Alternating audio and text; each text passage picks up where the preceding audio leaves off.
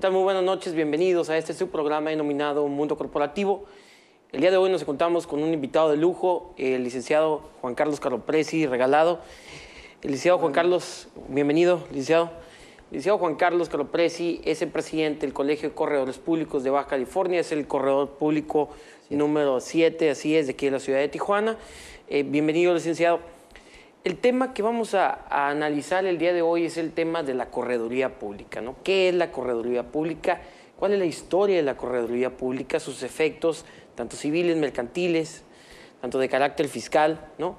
Y en sí yo creo que existe mucho desconocimiento sobre el tema de la correduría pública, ¿no? Todos al momento de querer ir o necesitar de los servicios de un federatario público, lo primero que pensamos en muchas ocasiones es una notaría pública. Sin embargo, existe mucho desconocimiento sobre el tema de la correduría pública, sobre los efectos de la correduría pública, y sería, pues ahora sí que es un tema bastante interesante que tiene muchísimas implicaciones en la mayoría de las materias del derecho. Sin duda, ¿no? Empezando por el derecho fiscal, ¿no? Que tanto te apasiona y que dominas, ¿no? Buenas noches, Jorge, gracias por la invitación. Sin duda, el tema de la correduría pública no es nuevo en México, no es nuevo en América, no es nuevo, pero en México hablamos de 400, 500 años, o sea, realmente en la época precolonial, pero ya en México postindependiente ya había una regulación importante, Código de Comercio y demás. Por ahí de 1910 ya tenemos un reglamento en el DF importante, pero esa es historia. En una historia moderna o reciente es precisamente el amparo de la firma del Tratado de Libre Comercio, 1994, que en 1992 surge la Ley Federal de Correduría Pública en su, digamos, dando nacimiento a la modernidad de la correduría pública. De nuevo, no es nueva la figura tiene muchísimo tiempo, pero a raíz de esta ley de 1992 se da este resurgimiento, si me permites el concepto. Hoy por hoy habemos en México 450 corredores públicos. Si tú me preguntas un poco, son poquísimos.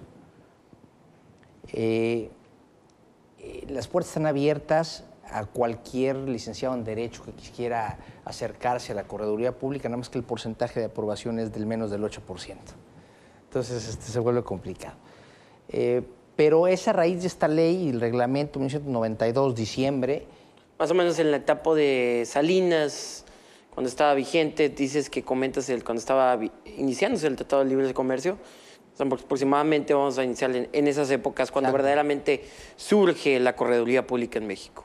Surge en esta segunda etapa, ¿no? No sería justo decir que surge, puesto que hay corredores públicos, maestros míos que vienen de una etapa previa a la ley y que, de acuerdo a la propia ley, en un transitorio se acogen a este ordenamiento y bueno, continúan con sus actividades de corredores públicos. Entonces sería injusto y además incorrecto decir que surge, pero sí viene una nueva etapa, una nueva época de la correduría pública que, si como bien dices tú, carece de o ha carecido sistemáticamente de la publicidad, de llegar precisamente al cliente o al consumidor final, donde normalmente hablas de fedatario público y piensa notario en automático. Bueno, pues previo a la ley era peor, mucho peor, ¿no? Entonces, con esta ley viene a dar este realce y se da el amparo al Tratado de Libre Comercio, insisto. O sea, es decir, Canadá y Estados Unidos le decían a México, oye, necesito este profesional dinámico, ágil, como el comercio mismo, que pueda resolver estos temas de intercambio de mercaderías internacionales. O sea, es decir, que hable inglés, que sepa fiscal, que tenga fe pública, que me pueda evaluar, que me haga un contrato, que sepa de Incoterms, ¿no? Que tuviera esta matiz, ¿no? El profesional. Y entonces varios asesores, entre esos la gente de Secretaría de Economía en 1992, le dice al presidente, ¿no? Le dice, porque estaba preocupado, ¿no? Pues habrá que crear esta figura mágica, ¿no? Y alguien le dijo, espérate, no inventes, si ya hay esta correduría. Y empezaron a preparar la nueva ley en 1991, se promulga en el 92, diciembre, ya con estas adecuaciones a lo que habían pedido realmente gobiernos de Canadá y Estados Unidos, ¿no?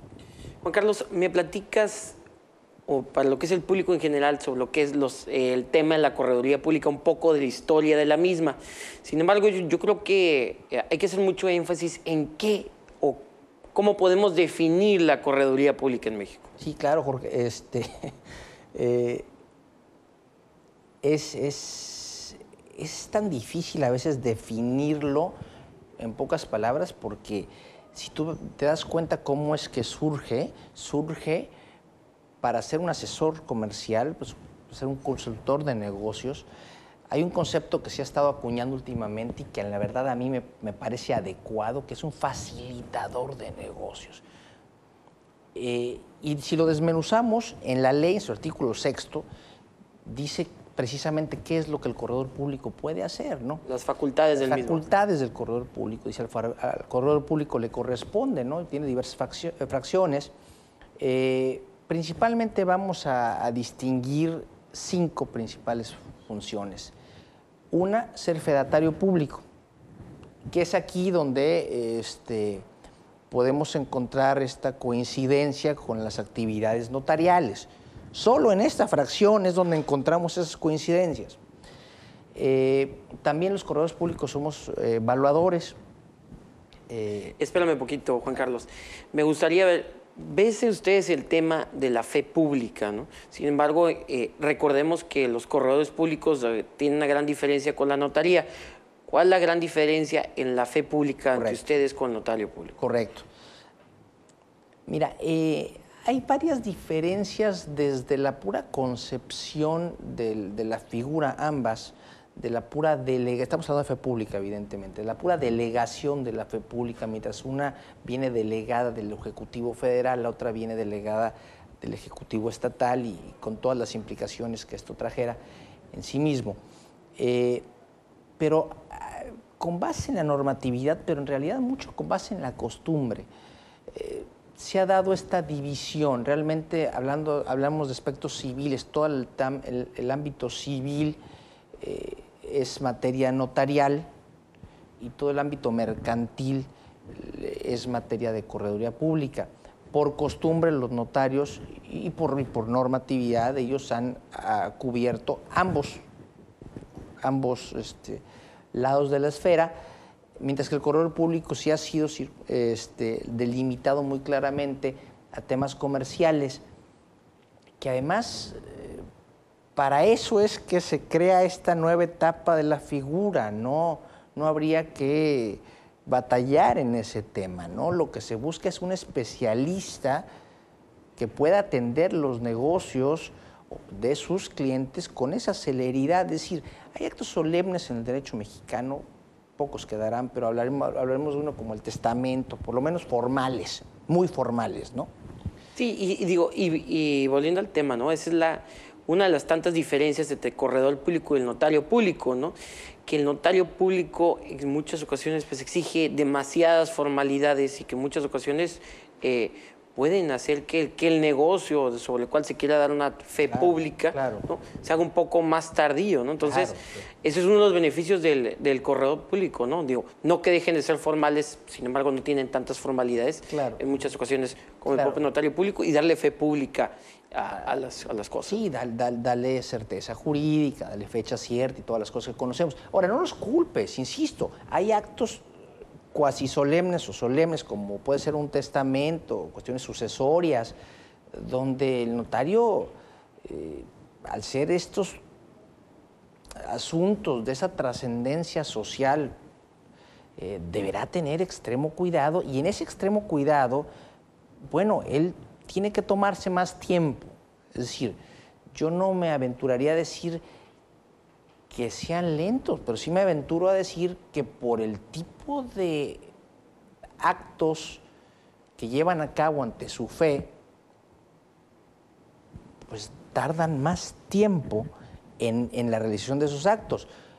Y el comercio trae esta dinámica. Sí, una dinámica muy rápida. Esta dinámica es distinta y, como bien dice, sin perder las formas, porque la formalidad de un acto mercantil pasado ante la fe del notario como el corredor público son casi idénticas, en cuanto al acto son idénticas, y en cuanto a la formalidad, ahora sí que, como digo yo, tras bambalinas de lo que tiene que reportar el corredor o el notario, los registros, archivos, protocolos que se deben de llevar, son sumamente similares.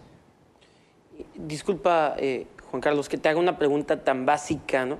Sin embargo, por favor, explícanos la gran diferencia o algunos con ejemplos, ¿no?, entre lo que es la materia civil y lo que es la materia mercantil para la que tú tienes fe pública o para la que los corredores tienen fe pública. Bueno, partiendo del punto de vista, ya tú lo conoces perfectamente, hay muchas maneras de clasificar, ¿no? Sujeto, objeto, fin, demás. Pero si partimos de la base del sujeto, podemos entender que todos los actos que realicen las empresas, las sociedades mercantiles, son actos que pueden ser fedados ante corredor público o por corredor público, más propiamente dicho. En cuanto al sujeto, ¿no? Es decir, todas las sociedades anónimas, sociedades de responsabilidad limitada, incluso sociedades de producción rural, ¿por qué no? Ya no digamos... Sí, una SDRL, ya no una digamos ahorita las SADCB. APIs, SOFOMS, que bueno, no sería un tipo societario, pero todos esos actos que realicen las sociedades mercantiles o dentro de este gran mercado que llamamos economía, todos esos actos pueden ser fedados por corredor público. Eso es en cuanto al sujeto, pero luego encontramos actos que en cuanto a su finalidad o su objeto también pueden ser fedados por un corredor público. Es decir, te doy un ejemplo, una sociedad civil, ¿no?, que en esencia... Es de carácter civil, sin embargo, en muchas ocasiones puede llegar a realizar actos de carácter mercantil. Totalmente. Entonces totalmente, tendrían ustedes fe pública. ¿Quieres algo más mercantil como esto? Una sociedad civil va y pide un permiso de operaciones como comercio, la aplica, le dan y va a poner un anuncio, el anuncio se cae o tiene un problema mientras está poniendo el anuncio. Oye, ¿este es un acto de comercio o no? Bueno, por supuesto que sí. La sociedad civil persiguiendo... Fines mercantiles. Económicos al menos, ¿no? Así es. Entonces, ese tipo de cosas, en cuanto al objeto y en cuanto al sujeto, ya más o menos han sido de explorado derecho.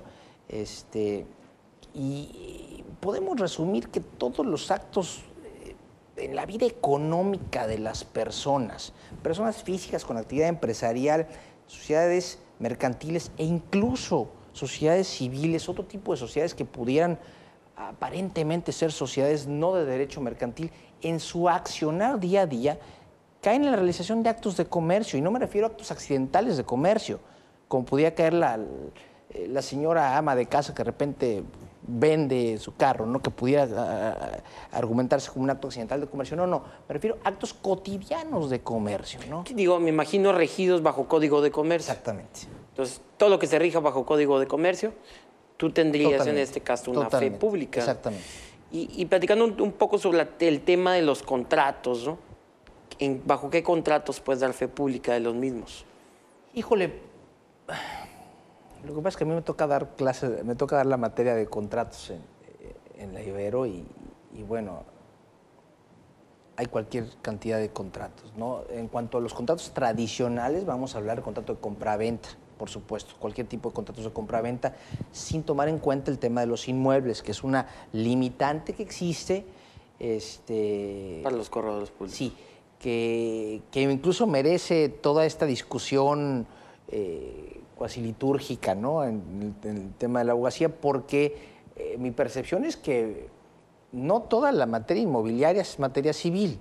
Resultaría cuasi evidente, ¿no? Sí, digo, porque al final de cuentas resulta ser un acto de comercio la compra-venta. ¿Qué te parece una hipoteca industrial, verdad? O una compraventa de un fraccionador a una persona moral que le va a desarrollar la parte comercial. Pero hay que ser claros que en el tema de traslación de dominio hay una limitante muy clara, muy evidente, donde yo no puedo escriturarte esa operación yo no puedo dar fe de esa operación traslativa de dominio, ¿no? Pero vuelvo al tema de los contratos que me preguntas, contrato de compraventa de cualquier cosa, ¿no? Sí, como varios contratos asociación en regidos. Participación, contratos atípicos y nominados como el joint venture, que en realidad lo manejamos como acción conjunta, todos tipos de contratos comerciales, prenda, por supuesto. Sí, digo, entonces son varios los contratos sobre los que tienen fe pública. Pues entonces seguimos con este tema bastante interesante, seguimos en un par de minutos, vamos a comerciales, muchas gracias.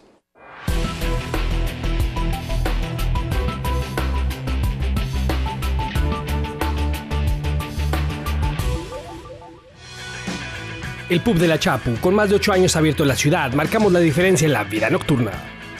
Su comida, su música y el concepto que nos caracteriza hace de nuestro lugar el punto de reunión perfecto para disfrutar las más inolvidables noches de fiesta. Tú ya nos conoces, el pub de La Chapu, donde el concepto lo marcas tú. Uniradio 1470, la voz de la gente, como cada mañana, lunes a viernes de 9 a 11 de la mañana. Círculo Rosa, tus voces amigas, lunes a viernes de 11 a 12 del día. Uniradio 1470, la voz de la gente.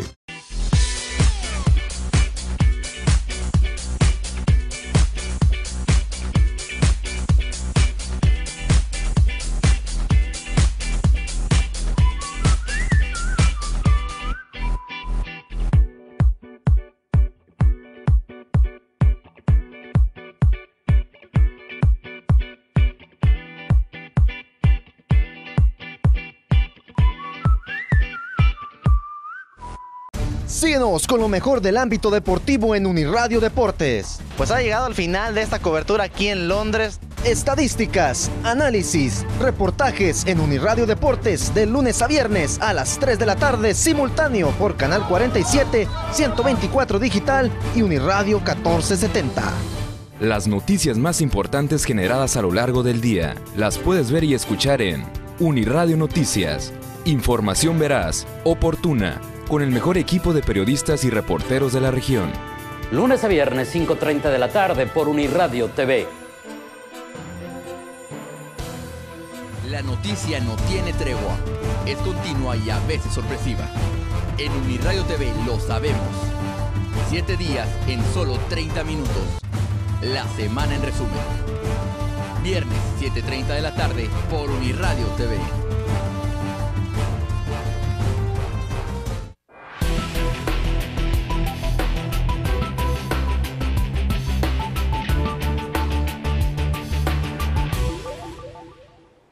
¿Qué tal? Muy buenas noches, bienvenidos de regreso a su programa denominado Mundo Corporativo.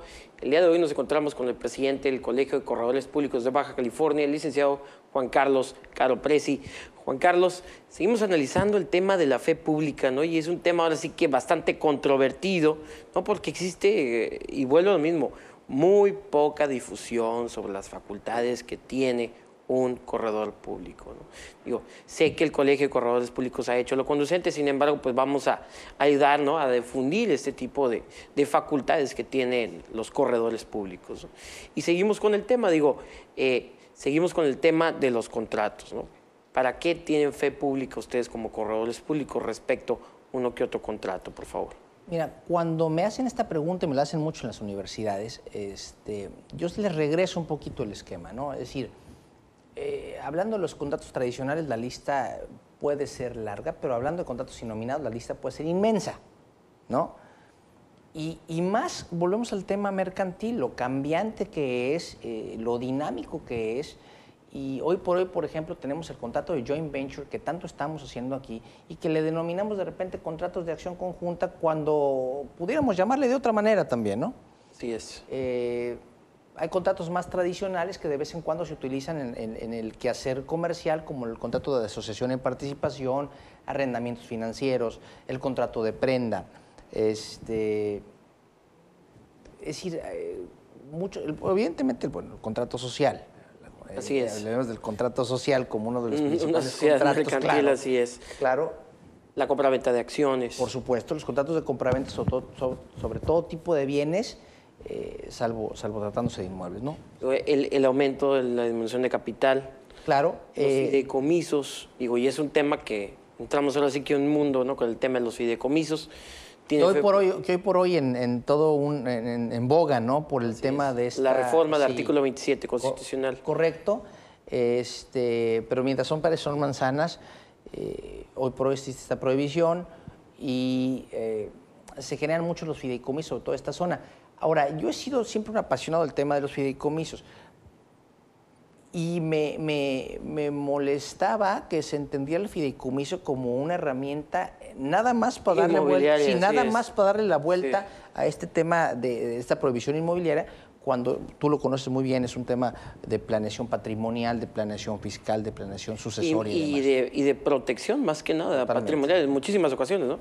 Proteger ante terceros mediante el fideicomiso, proteger el patrimonio de tu y de tu familia. Por supuesto, en materia fiduciaria, por supuesto que podemos, o de fideicomisos, que no es lo mismo, podemos dar fe pública, por supuesto. Ya ves, los fideicomisos que nos ha tocado trabajar en conjunto, pues ahora sí que los hemos visto directamente contigo, ¿no? Pues ahora sí que es una facultad directamente los corredores públicos. Sí, por supuesto. Y es más, en el examen de correduría pública hay todo un capítulo grande de 20, 25 preguntas de altísimo grado de dificultad sobre fideicomisos. Comentaba yo con colegas de otras zonas del país donde no tienen esa dinámica en materia fiduciaria, que para ellos era muy complicado porque no tenían la práctica, ¿no? No tenían esa práctica que aquí, gracias a Dios, tenemos esa práctica. Sí, ¿no? digo, ahora sí que todavía existe la limitante en materia inmobiliaria para los extranjeros. Sí, hoy por hoy seguimos así. Todavía no se publica la reforma del artículo 27, existe ahora sí que como mera propuesta de reforma. Sí, claro. Esperemos que se dé, ¿eh? O sea, es decir, hay mucho trabajo que generamos los corredores públicos a través de los fideicomisos, pero creo que la apertura sería adecuada. No solo adecuada, Jorge, digo, caramba, vamos 30 años tarde o 40 años tarde a la fiesta, ¿no? Tema de hoy ya globalizado. Digo, definitivamente la inversión extranjera, ahora sí que aumentaría una inversión extranjera y por lo tanto una inversión también de carácter nacional en el supuesto de reformarse el artículo 27 y habría ahora sí que un poquito más de actividad financiera e inmobiliaria que está muerta desde hace 4 o 5 años. Es terrible lo que sucede. Y esta zona ha sido golpeada, pero hay otras zonas de la costa mexicana más golpeadas todavía y es una cosa muy triste. Yo comparto eso. Yo creo que la apertura traería esa inversión y todo lo residual que se genera a través de la inversión extranjera, ¿no? Definitivamente pasamos ahora sí que cambiamos un poco de tema, ¿no? Pero pasamos por el corredor Rosarito, Ensenada o Rosarito, Playas de Tijuana y hay muchísimos inmuebles, ¿no? Deshabitados, perdiendo el valor. No, es una cosa bien triste porque yo platicaba con un compañero corredor y me decía en las convenciones nacionales, oye, ¿qué es lo que más haces hace 4 o 5 años? No, pues estoy haciendo muchísimas constitutivas. Y luego de repente, 3 años después, ¿qué es lo que más haces? Pues que estoy haciendo muchas disoluciones y muchas liquidaciones de las mismas constitutivas de hace 3 años. Hace años. Exacto, sobre todo y muchas empresas de la costa. Ha habido un levantón. Ha habido un levantón que se ha sentido desde el punto de vista de avalúos y de fideicomisos. Como corredor público tienes ese pulso, lo he sentido. No estamos lejanos. Es más, no sé si llegaremos en los próximos 5 o 10 años a donde estábamos, por ahí de 2007, 2008.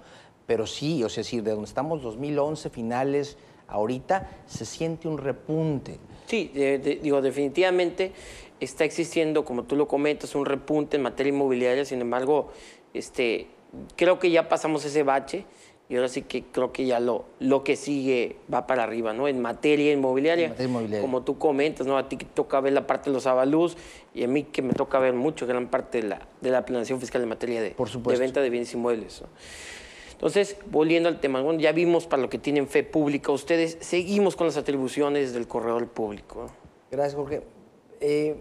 La fe pública sin duda es la más representativa, no me gusta este término, ¿verdad?, por ser no jurídico, es la más famosa de las atribuciones de los corredores públicos. Después de la fe pública tenemos también el tema de la evaluación. Los corredores públicos somos evaluadores para estimar, cuantificar, valorar todo tipo de bienes y servicios. Y esto se dice fácil, pero requiere una preparación muy particular, porque cuando hablamos de todo tipo de bienes y servicios podemos hablar de tu vehículo, tu carro, ¿no? Tu Mercedes 2013, o podemos hablar de derechos, o podemos hablar de obras de arte, podemos evidentemente hablar de inmuebles, ¿no? Y el tema que a ti te apasiona, hablar de patentes, de marcas, de propiedad intelectual. Entonces, se vuelve bien interesante, complejo, pero muy interesante. Ahora sí que ustedes le pueden dar valor a una cuestión de carácter tangible o intangible, bien inmueble, ¿no? Definitivamente lo que sea, ¿no? Ustedes le pueden dar un valor comercial, ¿no? De cuánto vale esa cuestión en el comercio. Y volviendo al tema que tú comentas, ¿no? O sea, los intangibles. El tema de los intangibles es un tema apasionante desde el punto de vista jurídico de la identificación de los mismos, el registro de los mismos, el armar el portafolio que tú dominas. Luego viene el tema de la valoración. Estaba leyendo a una autora, Gabriela Salinas, española, con la que me tocó compartir un par de ocasiones, donde hablamos de evaluación de marca y valorización de marca. Valorización entenderemos como el avalúo de la marca, darle un precio a la marca. La evaluación de la marca es ver las cuestiones no económicas de la misma. Y no me quiero salir del tema, pero es muy rico esto. Es decir, ¿qué tan fuerte es tu marca? ¿Cómo ha crecido en términos de números de gentes y demás? O sea, la percepción de la marca, el mercado al que llegas, le llaman el concepto de elasticidad de la marca, ese tipo de cosas. Entonces, cuando haces un avalúo, aunque tu finalidad es determinar el valor de la marca, es decir, valorizar la marca, ¿cuánto vale la marca hoy? Todos estos elementos adicionales no los puedes dejar de lado, los tienes que considerar para poder emitir el valor. En este caso, valorar se vuelve sumamente rico. ¿Y para qué evalúa una marca, una empresa? Hay muchas, la más común, transaccional. Si yo voy a vender la marca, ¿cuánto vale mi marca? Otra, planeación fiscal, patrimonial, y así se maneja. O sea, es decir, esto no es un tabú. La planeación fiscal tú lo dominas, ¿no? No es un tabú. Digo, definitivamente existe mucho desconocimiento por parte de las empresas. A mí que me toca ver la planeación fiscal patrimonial de las empresas, de que existe mucho desconocimiento de que pueden llegar a valorar su marca y en muchas ocasiones uno de los socios se la puede rentar a la persona moral, ¿no? Y entonces, y es una manera de cómo, ahora sí que sacar un poco de dinero de la empresa sin tanta carga fiscal, digo, y es una posibilidad que no es nada ilegal, que nos otorga la ley para poderlo practicar, y nada más es cuestión de practicar un avalúo sobre la marca. Claro, y bueno, en el tema de avalúos de marcas, ya hay un camino recorrido importante, hay varios métodos reconocidos ya por la propia autoridad. Me tocaba platicar con la gente que revisa este tipo de cosas en área central, allá en la Ciudad de México, y ya hay tema recorrido, hay temas que les gusta, el de ingresos, el de flujos descontados, hay uno que le llaman Relief from Royalties, que es otra manera también de evaluarlo. No me encanta este último porque luego se utilizan comparables que no son comparables. En fin, es cuando entras a otros intangibles, donde por ahí el tema se vuelve un poquito más espinoso, porque insisto, el tema de la marca ya es un camino recorrido y México siempre va tarde, ¿no? Cuando Estados Unidos está hablando de otros intangibles, México apenas está viendo qué onda con las marcas. No, digo, definitivamente, algo que lo que en lo personal me gustaría hacer mucho énfasis en el tema de los intangibles es de que siempre, ¿no? La marca la registren en nombre de la persona física, en nombre de la persona moral, para después hacer la planeación fiscal con las mismas. Pero seguimos con un tema bastante interesante, ¿no? Seguimos en un par de minutos. Muchísimas gracias.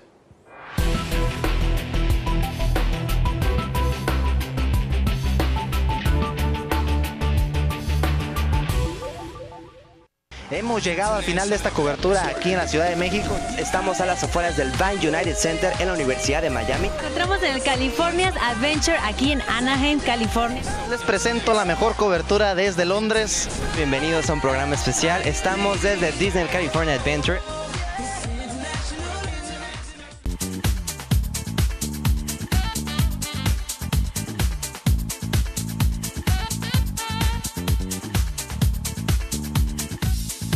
Círculo Rosa, un programa para compartir experiencia, consejos y buena vibra entre mujeres.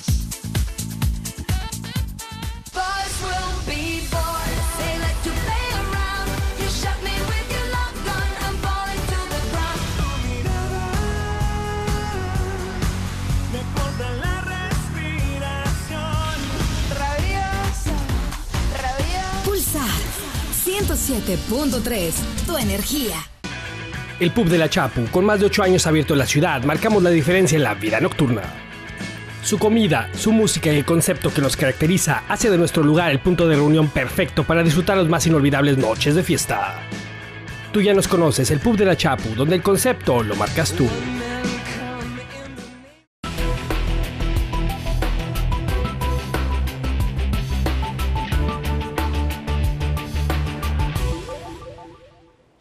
tal? Muy buenas noches, bienvenidos de regreso a este su programa denominado Mundo Corporativo.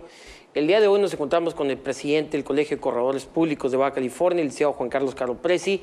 Licenciado, seguimos con el tema de las atribuciones que tiene el corredor público, ¿no? Ya vimos que son fe pública, ya vimos que son evaluación. ¿Cuáles otras atribuciones tendría? Gracias, Jorge. Evidentemente la fe pública, como dije, es la más famosa.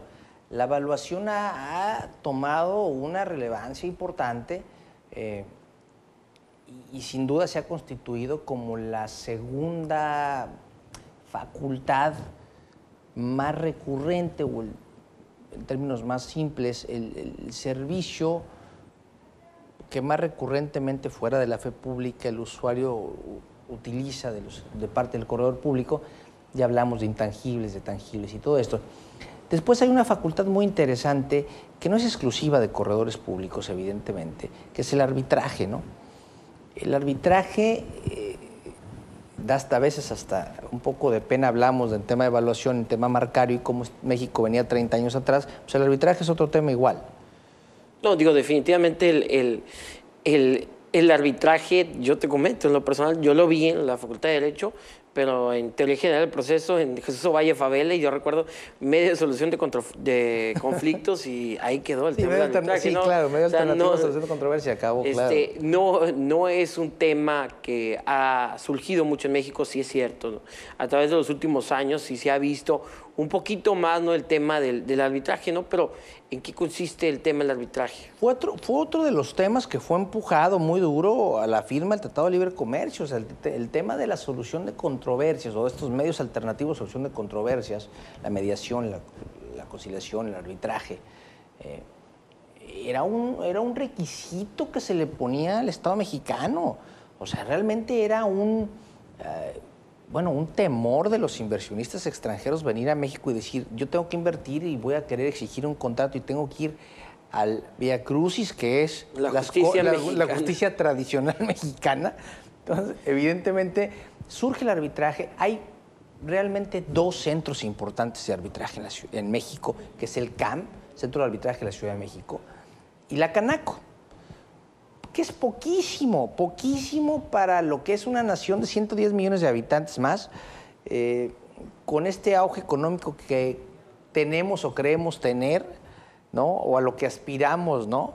Estamos lejísimos. Ha habido avances importantes con las leyes de justicia nuevas que se han promulgado en diversos estados. Okay, en este tema, el arbitraje es uno de esos medios alternativos de solución de controversias en el tema mercantil.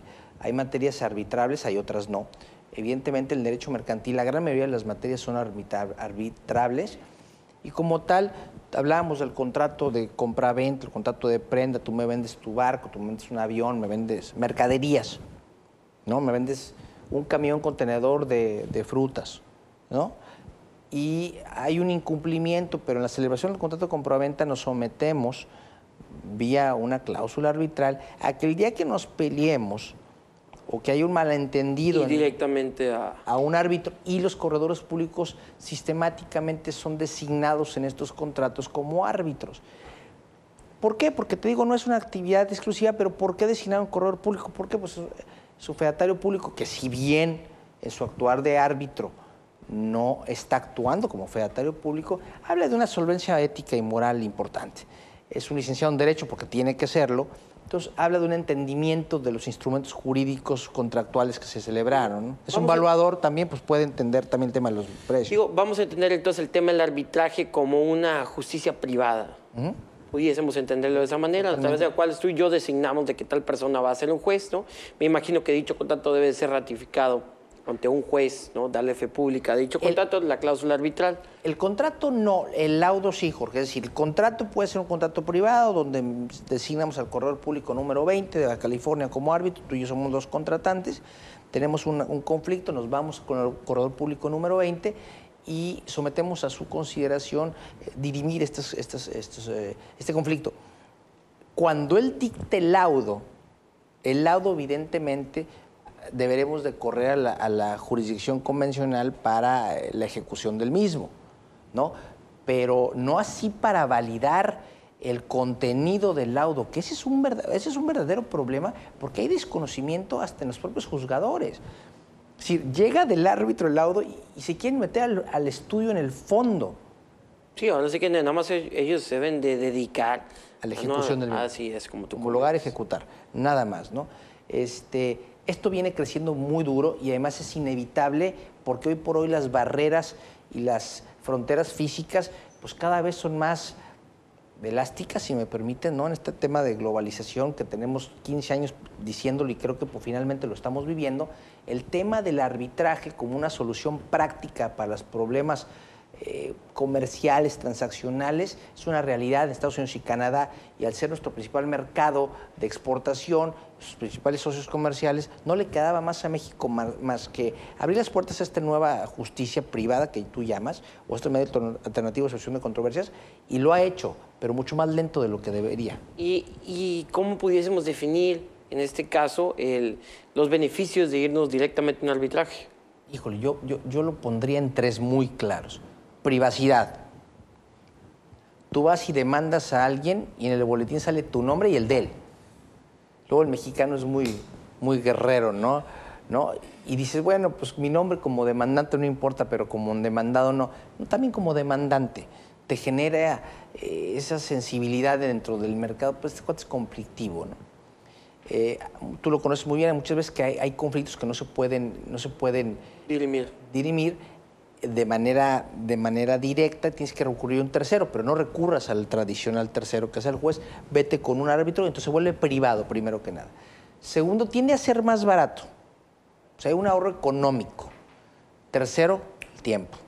Digo, y vamos a definir como ese ahorro económico, digo, si bien es cierto, no me toca litigar civil o mercantil, pero veo a mis colegas, veo a mis compañeros que asuntos que tardan o que tienes que andar agilizando, correteando al actuario para que vaya a notificar al secretario de acuerdos para que acuerde una promoción simple de copias, ¿no?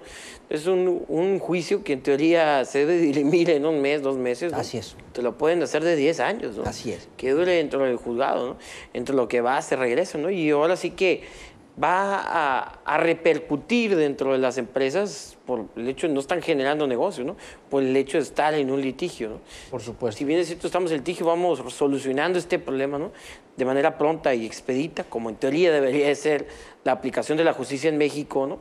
Sin embargo, al momento de recurrir a este tipo de terceros, ¿no? Para solucionar estas controversias, pues yo creo que lo primordial y uno de los puntos más esenciales del arbitraje en México sería la aplicación, ahora sí que mucho más pronta.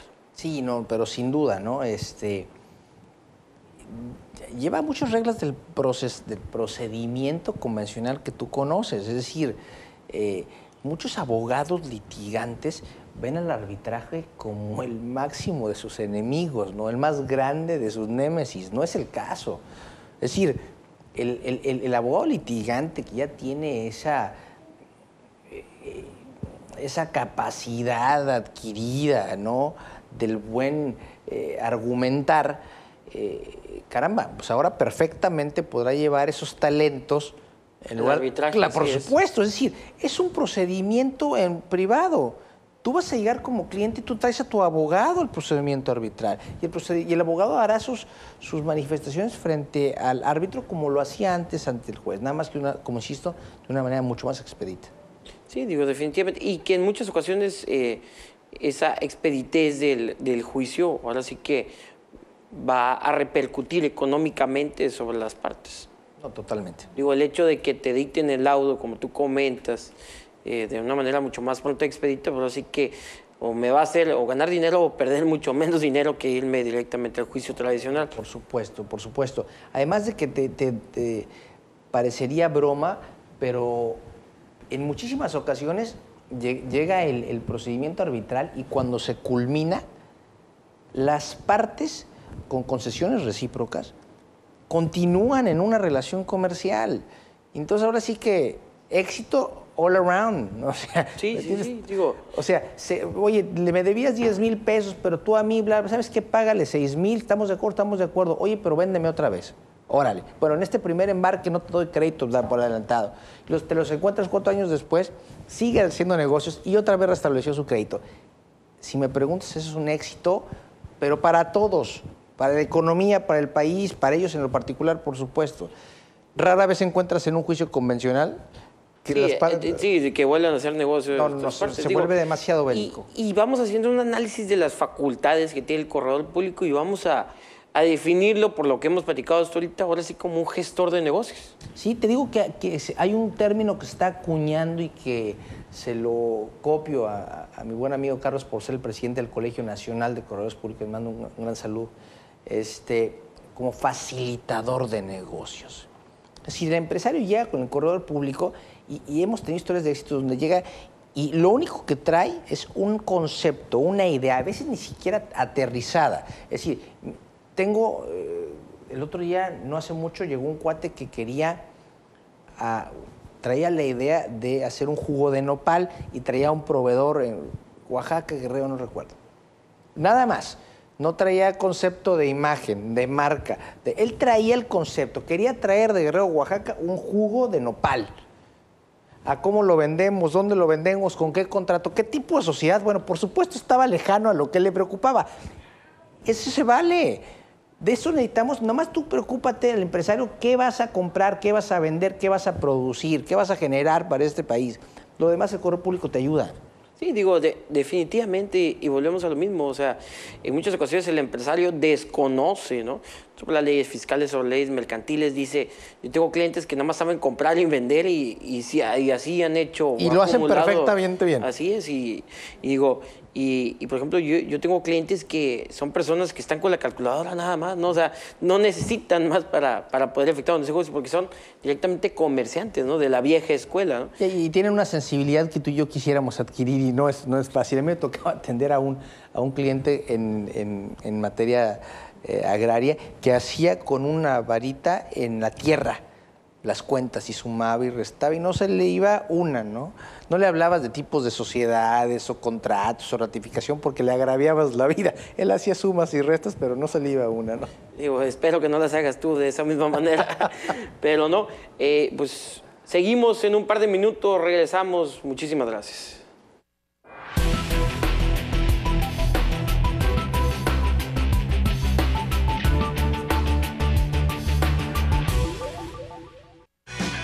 El Pub de la Chapu, con más de 8 años abierto en la ciudad, marcamos la diferencia en la vida nocturna.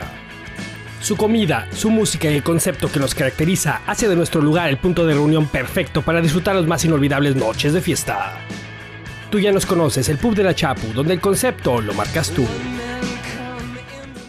¿Quieres saber qué te ofrece el panorama económico? Hablemos de ti, Desarrollo Empresarial de Tijuana, con Sergio Arturo González, Lucía Hernández y la participación de los empresarios más reconocidos de la región. Hablemos de ti, martes y jueves en punto de las 7:30 de la tarde, solo por Uniradio TV. ¿Quieres saber cómo está la línea para cruzar a Estados Unidos? ¿Quieres saber cómo quedaron los cholos? ¿O ver las fotos de tu artista favorito? Uniradioinforma.com es el único lugar donde puedes enterarte de todo lo que a ti te interesa. Estés donde estés, las 24 horas del día. Uniradioinforma.com te mantiene informado de lo que pasa en Tijuana, México y el mundo. Entérate siempre. Entérate primero en Uniradioinforma.com. Uniradio 1470, la voz de la gente, como cada mañana, lunes a viernes de 9 a 11 de la mañana. Círculo Rosa, tus voces amigas, lunes a viernes de 11 a 12 del día. Uniradio 1470, la voz de la gente.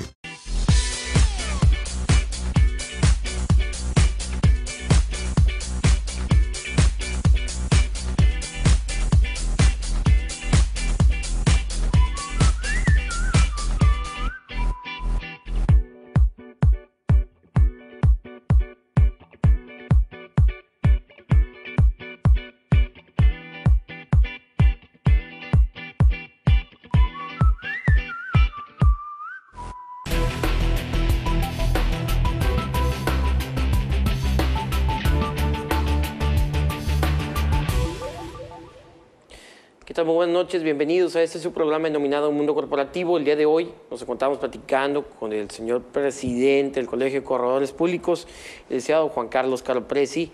Licenciado, seguimos platicando, Juan Carlos, él es de casa, él es amigo. Gracias. Seguimos platicando sobre los temas de las facultades que tienen los corredores públicos, ¿no? y el desconocimiento que existe de la población, ¿no? Seguimos y ya analizamos que tienen fe pública, ya analizamos que son evaluadores, ya analizamos también que son árbitros, así es. Pero sin embargo me comentas que todavía hay mucho más cuestiones para lo que tienen facultades. Otra cuarta facultad que tenemos consagrada en ley, que más que es la que más me gusta a mí, me apasiona, y que en esencia, históricamente hablando a nivel mundial, es lo que da nacimiento al corredor público, es la intermediación mercantil. Y se da muchísimo en México. Hay muchísimos corredores que hacen su actividad principal, corredores públicos que hacen su actividad principal en esta intermediación. Y no es otra cosa que tú requieres proveeduría de Asia, de África, ahora que está resurgiendo bastante el tema de proveeduría. El algodón africano, por ejemplo, está cotizando altísimo, como nunca. Tú necesitas, bueno, pues el corredor público te ubica ese material. Luego, por supuesto, te ayuda a la celebración de los contratos. Luego ratifica los contratos. Y en un momento dado te puede como árbitro ayudar en las controversias. Entonces, esa es la esencia, se da muchísimo. Faltaría que creciera más, faltaría que hubiera más apoyo de las autoridades, no para el corredor público, para el empresario mexicano en temas de comercio exterior, porque fíjate lo que pasa, siempre se enfocan a la exportación, ¿sí? Lo cual me parece correcto, pero muchas de las veces para generar bajos costos de producción tienes que traer materias primas del extranjero para poder a su vez importar. No hay mucho apoyo en la importación fuera de programas de maquila y demás. Yo me estoy yendo a otro tipo de... La maquila es un tratamiento especial y muy particular. Y que estás de acuerdo, no está diseñado para micro y mediana empresa. No digo, es una empresa muy grande. Es un estímulo fiscal muy particular. Pero aprovechar y apoyar la importación para la exportación, antes había algo que se llamaba PITEX, pero realmente falta mucho estímulo ahí. Pero el corredor público puede ser un aliado muy importante de ese importador o exportador, tanto en la búsqueda de materia prima como de mercados, ¿no? Digo, y sigo en lo mismo, ¿no? Ahora sí que el corredor público puede ayudar a ser un gestor de negocios, o sea, no termina siendo un gestor de negocios, ¿no? Claro. Ahora sí que te ofrezco la mayoría de los servicios, ¿no? Al comerciante, ¿no? De eso se viene tratando. Y como una última facultad que tienen los corredores públicos, ¿cuál es, Juan Carlos? Bueno, la ley habla de una quinta facultad que es el ser asesor jurídico, lo cual suena evidente, ¿no? Se antoja obvio. Para ser corredor público se requiere ser licenciado en Derecho, invariablemente. Entonces, bueno, aunque la ley no te lo dijera tan claramente, pues tú no puedes traicionar tus bases, ¿eh? El corredor público es un abogado que ha caminado por una especialización importante a ser facilitador de negocios, pero es un abogado. Y además una cosa muy importante se da en el tema de la correduría pública, de los 400 más corredores públicos en el país habilitados al día de hoy, pues tú vas a encontrar variaciones en la capacidad y calidad de los corredores públicos a nivel nacional muy pequeña. Si es el mismo examen que hace el corredor público del DF con el que hace el de Tijuana y el que hace el de Mérida, los cursos son iguales, los exámenes tanto de aspirante como definitivo son iguales. Es decir, hay esta constante de calidad a nivel nacional bien importante y que le ha dado una valía muy importante al corredor público, ¿no? O sea, tú tienes un asunto en Tijuana, lo ves con un corredor público, pero tu cliente o proveedor está en Mérida y lo quiere ver con alguien allá, le sugieres rápidamente, vete con un corredor público allá. Sabes que el servicio que va a recibir es un servicio muy similar, una calidad muy similar, ¿no? No pasa esto con el notario, tengo que ser muy claro, que tengo muchos notarios amigos, y el nivel del notariado en Baja California, tengo que ser bien claro, es muy elevado, es un nivel muy bueno de notariado. Pero hay otras plazas, otros estados y otros municipios donde no sucede esto, ¿no?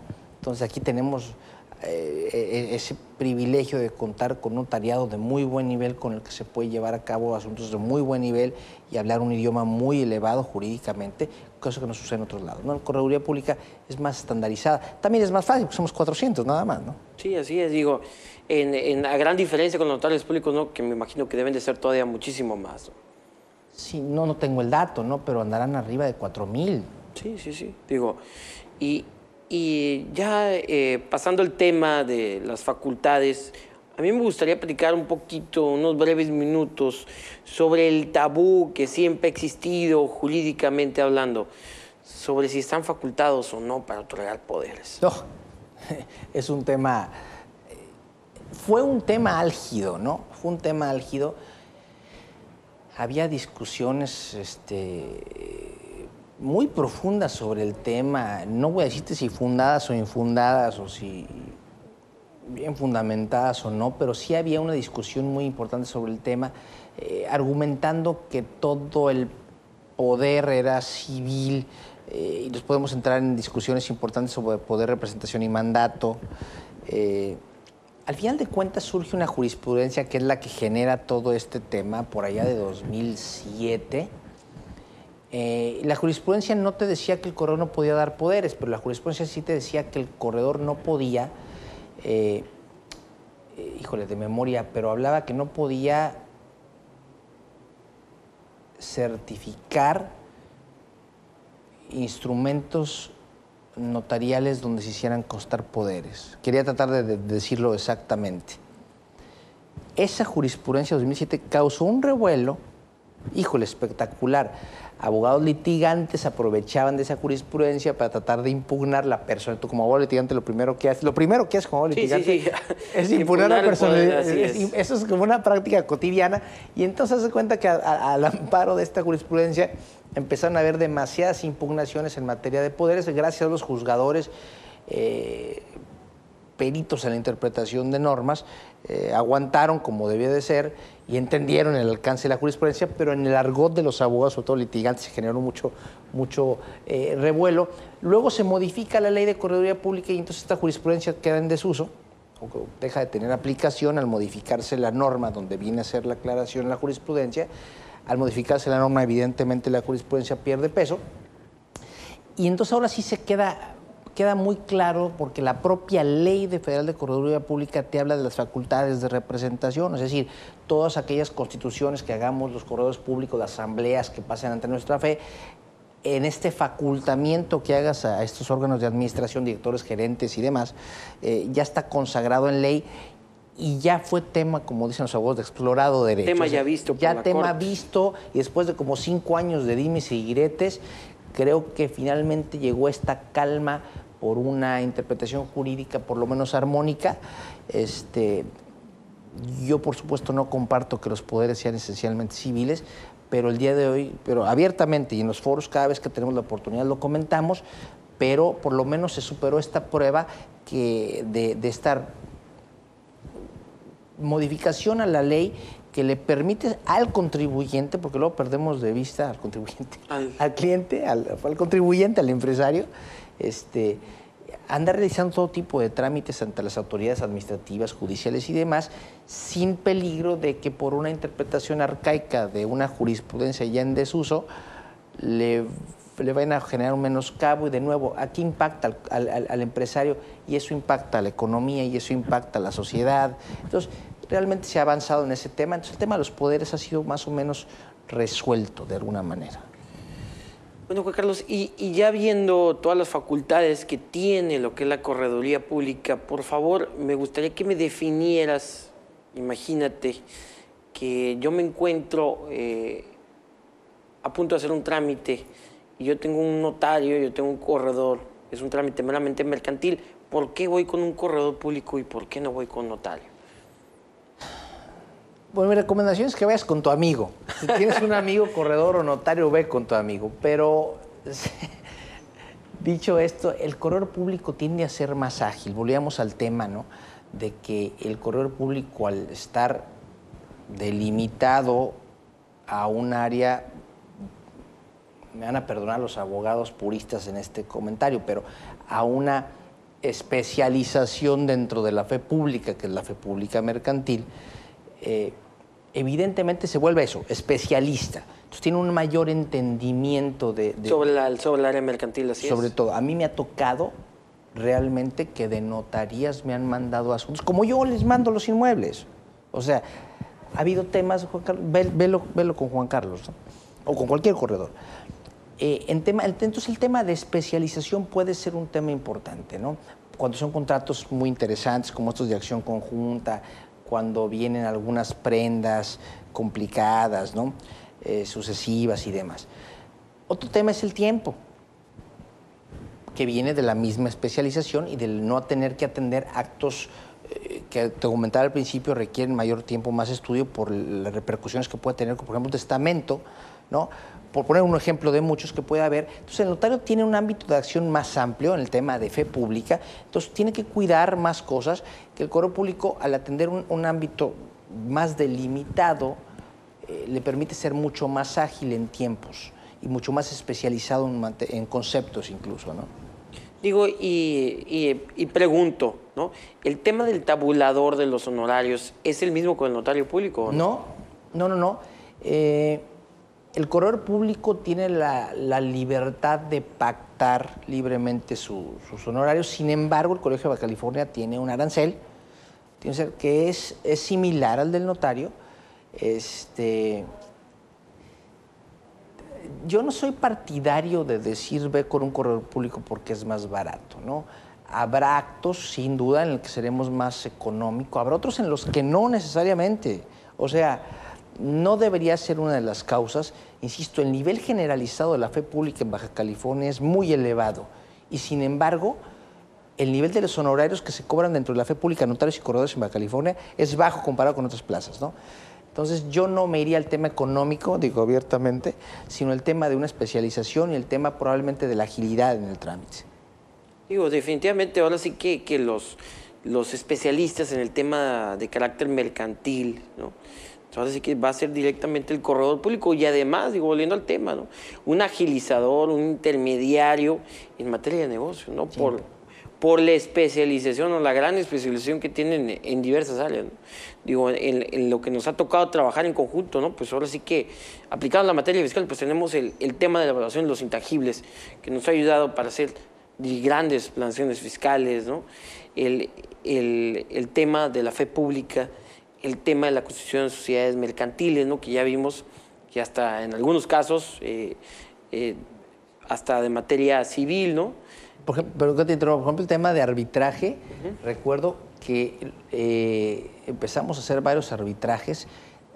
A veces se complicaba porque no tenías la participación del demandado en materia de cuentas incobrables. En materia de cuentas incobrables, hablando de cuestiones fiscales, la ley te decía que iniciaras el procedimiento convencional o que iniciaras el procedimiento arbitral. Ahí tienes la limitante, tengo que ser claro, que al no tener una cláusula arbitral del contrato, tenías que buscar a tu contraparte para que fuera de contrato celebraras cláusula arbitral. Que se le llama convenio arbitral. Al venir fuera del contrato se llama convenio arbitral, pero muchas veces, en el afán de seguir siendo prestador de este determinado cliente, sí se sometían al arbitraje y se solventaban de manera mucho más ágil en materia de cuentas incobrables, hablando de temas fiscales, ¿no? No, digo, definitivamente un mundo el tema de la correduría pública. Te agradezco, Juan Carlos, la verdad, Jorge, muchísimas gracias. Tu presencia.